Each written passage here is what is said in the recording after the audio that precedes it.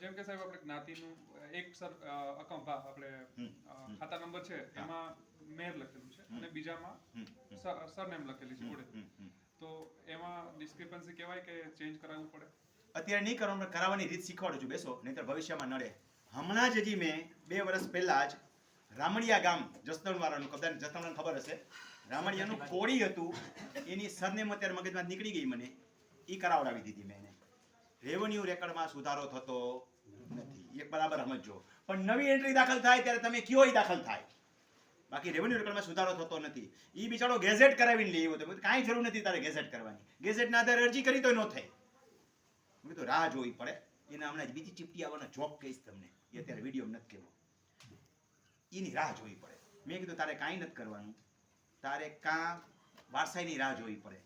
હવે તો બાપા જુવાન છે, હજી કેટલા વર્ષ જીવે નથી કીધું, તો હયાતીમાં દાખલ કર થઈ જાય. જ્યારે તમે હક રિલેટેડ ફેરફારો કરો તો એના બાપુજીનું નામ પાછળ જ્ઞાતિ આવે છે. હવે એને સરનેમ લખવી છે, કારણ કે સરનેમ જ આધાર કાર્ડમાં બધી અન્ય જગ્યાએ શું હશે, સરનેમ, તો સરનેમ કાઢવી છે. ઘણાને કણબીન પટેલ લખાઈને આવે છે, કાઢવું છે.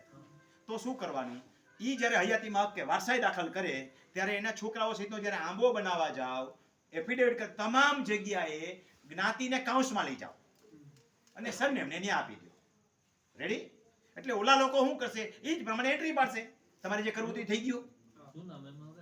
જૂનામાં તો રહે જ, રેવન્યુ રેકોર્ડ બધી સુધરે નહીં, પણ આપણું કામ થઈ ગયું ને, બરોબર છે. તો